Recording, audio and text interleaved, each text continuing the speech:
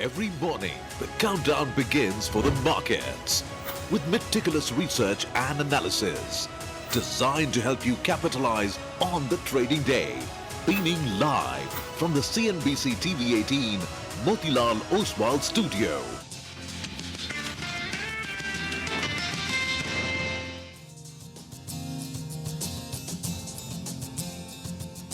Good morning. You're with us here on a fresh new edition of Bazaar Morning Call. We are coming to you live from the CNBC TV 18 Motilal Oswal studios. As always, new morning, fresh morning, new tweets, old tweets, new headlines, but markets not doing very much. Flattish for the last couple of days, and the indication is this morning also it's going to be something like that. I'm Prashant, with me my colleague Surabhi and Nigel. Guys, morning. Hi, morning Prashant, morning Nigel. And you know that jubilation that you would expect across markets because there's a China-US trade deal, that's not happening. Because I think markets have started wondering whether this is true, is this final, not. Still plenty of tweets and plenty of comments to go over. Well, that's right. You know, Trump and the negotiations with China continue to remain in focus. And I think overnight, the geopolitical issues as well have crept up a little bit with regard to tensions in the Middle East. So let's see how things pan out on that front. Yeah. And I was coming in and I was in the morning. It's become so humid in Bombay, right? Without any rain. And I was thinking, well, rain started early, right? Rains hit earlier than usual. The arrival was earlier than usual, yeah. Maybe they'll pick up, right? And they need to pick up. So that's another thing at the margin, which we kind of sort of need to track. And maybe we'll speak with IMD and SkyMed, etc., in terms of where are the clouds and where are the rains. Not very much indication of it yet. But okay, let's just take it from the top in terms of US markets, right? And that's of course, I mean, in terms of equities, not very much at all. As you can see on your screen, S&P was down about 0.25%. 0.5% lower on the Nasdaq, so this is neither here nor there. The 10-year yield lost about 5 basis points to about 4.42. Oil prices, though, are the one. Actually, we should have put the 5% number there. Let's just stick with oil. Just go back to the earlier graphic. Oil is up 5%. That's the, a big headline, and that's at about $70.40. So after a while, we've hit that $70 mark, and this is on the back of reports that U.S. Embassy in Iraq is preparing for an ordered evacuation due to heightened security risks in the region. So basically, the first report came out. Let's move along. The first report came out from Reuters, which essentially said this. But the report did not specify which risk, which geopolitical risk. There are other reports which suggest that, that Iran perhaps could strike some of the military bases in the region. For this to be effective, there has to be a State Department order, which I think is still not come through. But the point is, prices went up, and I think prices are up a little bit more this morning as well after yesterday's move that we saw. So keep an eye. This is, of course, important for India for a variety of reasons. The big one, of course, being that we are a very large oil importer. On the tariff front, you had President Trump who essentially said, and this came through later, but President Trump said that he's planning to send his trading partners, US's trading partners, letters of these universal tariffs in the next 1 to 2 weeks. Now, this would be earlier than the July 9th deadline, when these tariffs are anyway supposed to take, that self-imposed July 9th deadline, when these tariffs are supposed to take effect. So now President Trump is suggesting we're going to send it earlier than expected.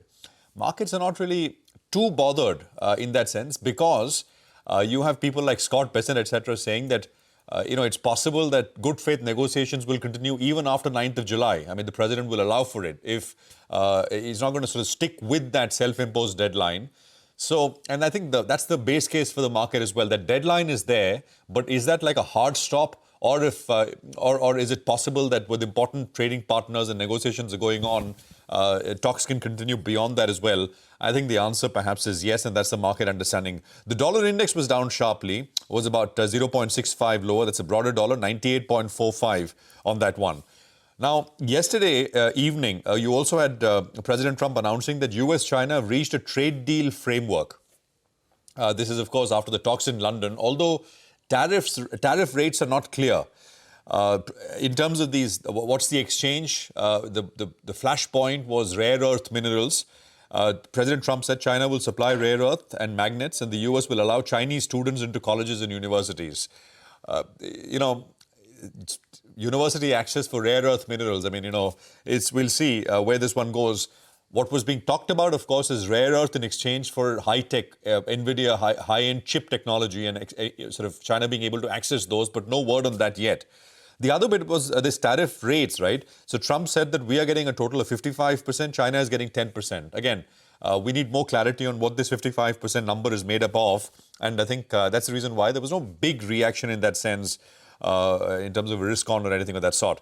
Now, just to tie in the levels, Nifty has been flat for the last few trading sessions.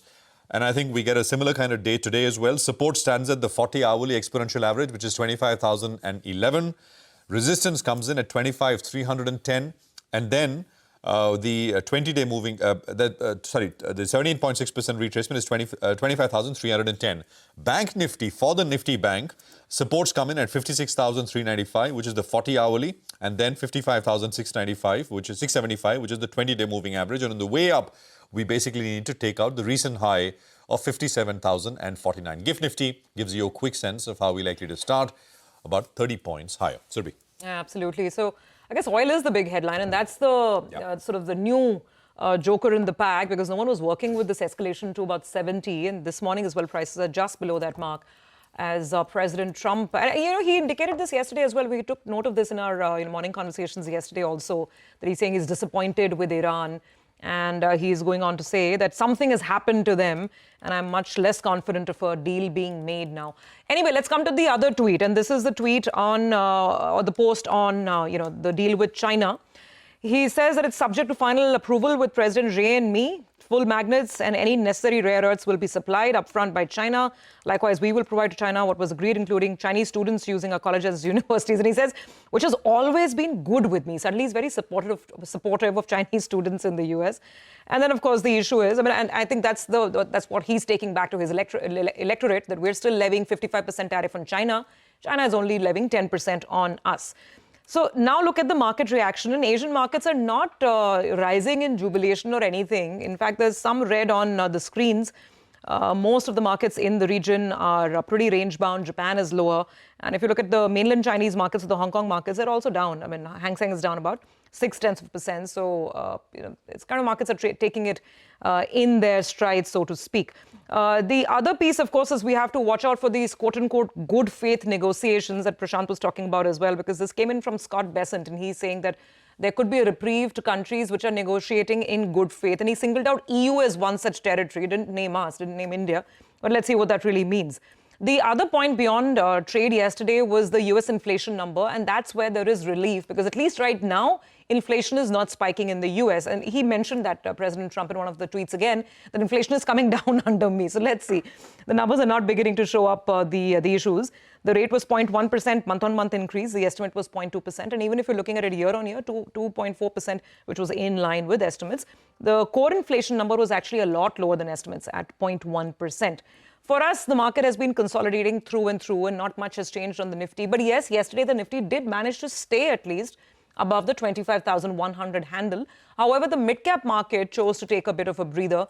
Now, whether that was routine profit booking or if there is a pattern building up in prices, we'll find out today.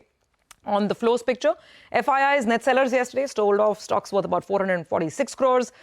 Domestic institutions were buyers. Once again, they bought cash equity worth almost 1,600 crores. So that was a good piece. And I'll specifically watch out for FMCG stocks today, because India has decided to slash the import duty on crude edible oil imports from 20% to 10%. So watch out for a lot of FMCG players, because palm oil is part of this bunch of edible oils where the duty has been slashed. So let's watch out for the FMCG pack. So that's how the setup looks like for the time being. Nigel, what are you looking at? Well, let's focus on the top cues then. First up, if you look at crude oil prices, they have spiked up a little bit, which for India market perspective, it's negative, though it's still below that $70 per handle mark. So still too soon for us to worry. But that's been a bit of a spike because of geopolitical tensions. Next up, the inflation print that came out of the United States was softer than expected, which is good news. And now, out there, the probability of the Fed cutting rates has gone up to around 68%.